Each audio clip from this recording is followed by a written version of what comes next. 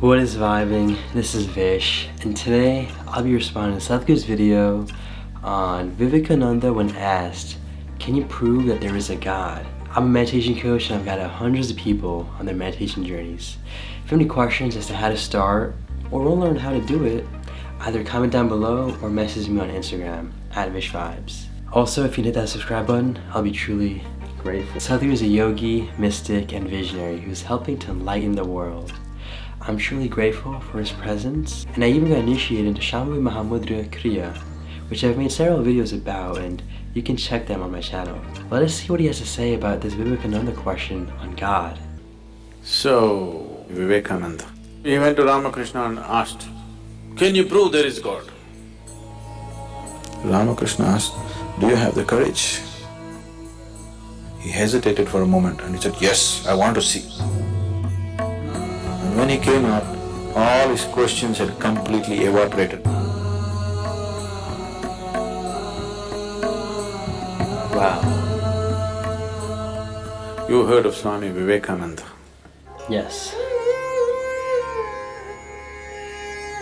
For those of you who do not know, Vivekananda was the first yogi who came to United States of America in 1893, Chicago. And his guru was Ramakrishna. So, Vivekananda was just 18 years of age and he was a fiery youth. One day, somebody told him there is this mystic, Ramakrishna, you must see him, he has all the answers. You have so many questions, that's where you should go. So he went. He is all fired up, full of intellect and full of argument about everything. He's an activist. He's not a spiritual seeker as such. He has no such intentions. Only thing is, he has questions. He's not a conscious seeker yet. He's more like an activist. He's going every place to demolish all the mumbo-jumbo that's going on around him. So he went to Ramakrishna and asked, what is this all the time you're talking God, God? Can you prove there is God? Ramakrishna said, well, I am the proof.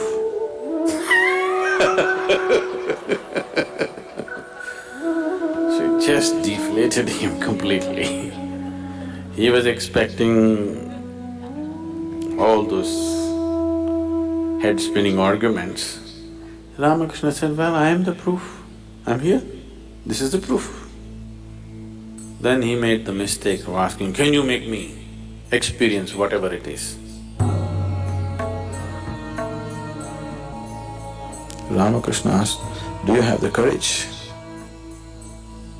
Vivekananda was known to be a very brave man. He hesitated for a moment and he said, yes, I want to see. Ramakrishna just took his foot and put it on his chest. And Vivekananda did not get up from a samadhi state for hours. What does that mean?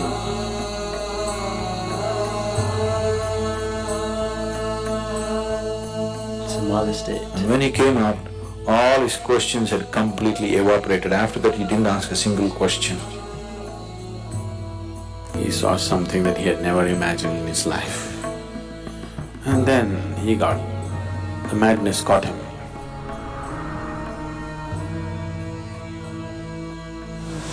Ramakrishna himself,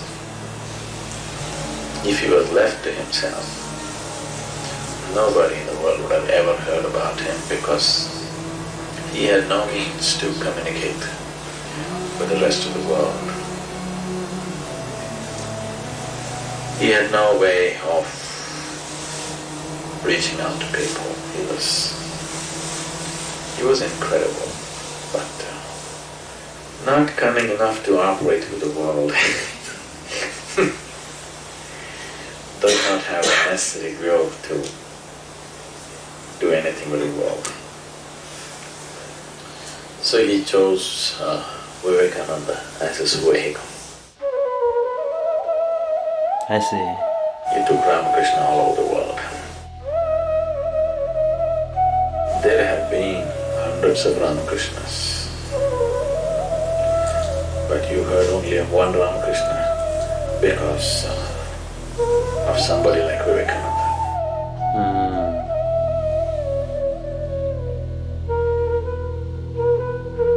In almost every Indian home, generally this picture is there, Hindu monk picture. Everybody thinks Vivekananda is the inspiration. He inspired a whole generation of people. He continues to inspire millions of people even today because he was such a fiery human being. Whatever he spoke and whatever he did, in a short span of his life, he died very young at the age of 32. But in that short span, he set fire to a lot of people and created a major institution which is worldwide even today. The Ramakrishna mission is almost everywhere in the world. When I went to Dakshineshwar in Calcutta, Ramakrishna Paramhamsa, his immediate disciples, after he passed away, when they formed this Ramakrishna mission, a new order, Ramakrishna never gave them initiation into monkhood or anything. After he passed away, these people decided that they will dedicate their lives to spreading his message. They came together and they became monks by themselves. They decided their lives must be dedicated to making this message happen. And when they came together and formed a little ashram on the banks of Hooghly in Calcutta, there's a picture of them. They're standing like this next to the river and there's a photograph, somebody took a photograph of them. You must see these men. These are men, okay? They are like fire. So they took it upon themselves, these 8 people, and Ramakrishna Mission went across the world and spread the message, and even today it's one of the most productive spiritual groups. You know, they're still quietly doing their work in their own way.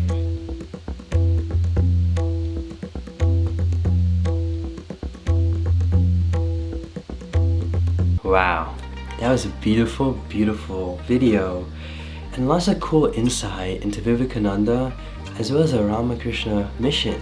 I actually know a few people who are part of that through family, friends, and this insight through Sadhguru really was meaningful. It is interesting to see how the question about is God real or any of those types of questions were really just disintegrated very simply by Ramakrishna putting his foot on Vivekananda's chest.